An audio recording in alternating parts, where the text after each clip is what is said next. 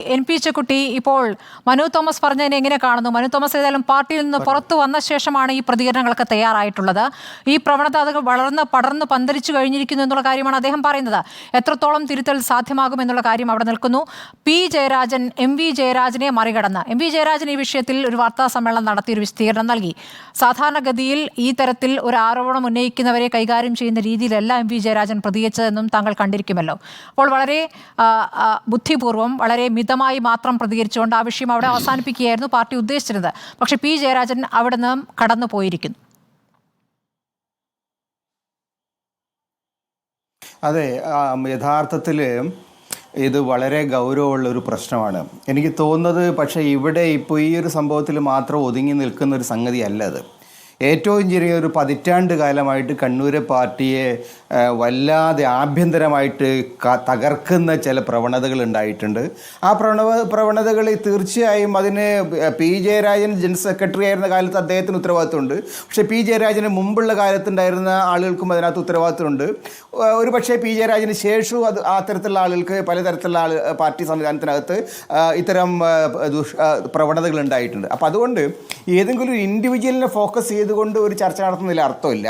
എനിക്ക് തോന്നുന്നത് ഏറ്റവും ചുരുങ്ങിയത് ഒരു 10 കൊല്ലത്തിലേറെയായി, പ്രത്യേകിച്ച് TP ചന്ദ്രശേഖരൻ വധത്തിന് ശേഷം വളരെ കൃത്യമായിട്ട് ഈ ആഭ്യന്തരമായിട്ട് വലിയ സ്വാധീനമുള്ള ഗുണ്ടാ സംഘങ്ങൾ പാർട്ടി സംവിധാനത്തെ പിടിച്ചെടുക്കുന്ന ഒരു പ്രവണത അത് വളരെ എവിഡൻ്റ് ആയിരുന്നു. അത് നമ്മൾ കാണുന്ന എല്ലാവർക്കും അറിയാമായിരുന്നു. അത് യഥാർത്ഥത്തിൽ കേരളീയ പൊതുസമൂഹം ആ വിഷയം അതിനെക്കുറിച്ച് നിരന്തരമായിട്ട് ചർച്ച ചെയ്തിട്ടുള്ളതാണ്. എന്തുകൊണ്ടാണ് കേരളത്തിലെ ഏറ്റവും ശക്തിയുള്ള കമ്മ്യൂണിസ്റ്റ് പാർട്ടിയുടെ ഏറ്റവും ശക്തിയുള്ള ഘടകം ഈ തരത്തിൽ ജനകീയ രാഷ്ട്രീയ പ്രവർത്തനത്തിന് പകരം ഈ ഒരു തരത്തിലുള്ള മാഫിയ സംഘത്തിൻ്റെ പ്രവർത്തനത്തിന് നേതൃത്വം നൽകുകയും മാഫിയ സംഘത്തിൻ്റെ നിയന്ത്രണത്തിലേക്ക് പോവുകയും ചെയ്യുന്നത് എന്തുകൊണ്ട് എന്ന് നിരന്തരമായി ചോദിക്കപ്പെട്ടുള്ള ചോദ്യമാണ്. ഇപ്പോൾ മനു തോമസ് അദ്ദേഹം ആ പാർട്ടിയുടെ ഭാഗമായിരുന്ന ആളാണ്. അദ്ദേഹം 1.5 കൊല്ലം മുമ്പ് അദ്ദേഹം പ്രവർത്തനം നിർത്തിയതാണ്. അദ്ദേഹം ഈ കാര്യങ്ങൾ പറയുമ്പോൾ ഇപ്പോഴെങ്കിലും ആ പാർട്ടി ഗൗരവത്തോടു കൂടി പരിശോധിക്കണം. MV ജയരാജൻ ആ പ്രശ്നം മറച്ചു വയ്ക്കാനൊരു ശ്രമം നടത്തിയത്. അദ്ദേഹം ഒരു തരത്തിലുള്ള എന്താ പറയുക ഒരു പൊതിഞ്ഞു വെച്ചുകൊണ്ടുള്ള ഒരു വിഷയമാണ് രൂപത്തിലേക്കാണ് ഇത് പോയത്. അങ്ങനെ പൊതിഞ്ഞു വെച്ചുകൊണ്ട് പരിഹരിക്കാൻ കഴിയുന്നൊരു കാര്യമില്ല. ഇപ്പം എന്തുണ്ടായി? ഇപ്പം യഥാർത്ഥത്തിൽ പാർട്ടിയുടെ സംരക്ഷകരായിട്ട്, പാർട്ടിയുടെ പ്രധാനപ്പെട്ട വക്താക്കളായിട്ട്, പാർട്ടിക്ക് വേണ്ടി സംസാരിക്കുന്ന ആളുകളായിട്ട് ഈ ഗുണ്ടാ സംഘങ്ങൾ പരസ്യമായിട്ട് രംഗത്ത് വരികയാണ്.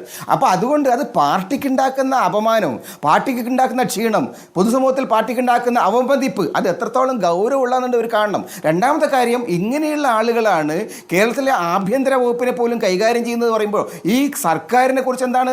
അപ്പം ഈ TP ചന്ദ്രശേഖരൻ വധക്കേസിലെ ആളുകൾക്ക് കൊടുക്കുന്ന പ്രത്യേക ആനുകൂല്യങ്ങളുമായിട്ട് ബന്ധപ്പെട്ട് നമ്മൾ ആലോചിക്കുമ്പോൾ യഥാർത്ഥത്തിൽ കേരളത്തിലെ സർക്കാർ, കേരളത്തിലെ ഭരണകൂടം, കേരളത്തിലെ പോലീസ് സംവിധാനം ഇതൊക്കെ തന്നെ ഒരു വലിയ മാഫിയ സംഘത്തിൻ്റെ നിയന്ത്രണത്തിലേക്ക് പോയിരിക്കുന്നു എന്ന് തോന്നലുള്ളത്. അത് ജനങ്ങൾക്കിടയിൽ ഉണ്ടാക്കുന്ന ഒരു അസ്വസ്ഥത, ജനസമൂഹത്തിൽ ഉണ്ടാക്കുന്ന അസ്വസ്ഥത അത് വളരെ ആപൽക്കരമാണ്. അതിന് പരിഹാരം യഥാർത്ഥത്തിൽ കണ്ണൂരിൽ തന്നെയാണ് കൊണ്ടുവരേണ്ടത്.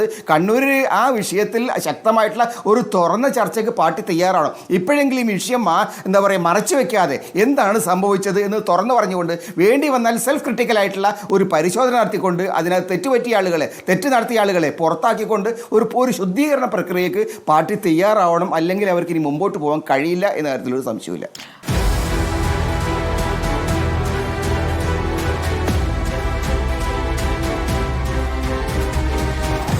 Debate with Smriti Parithikad.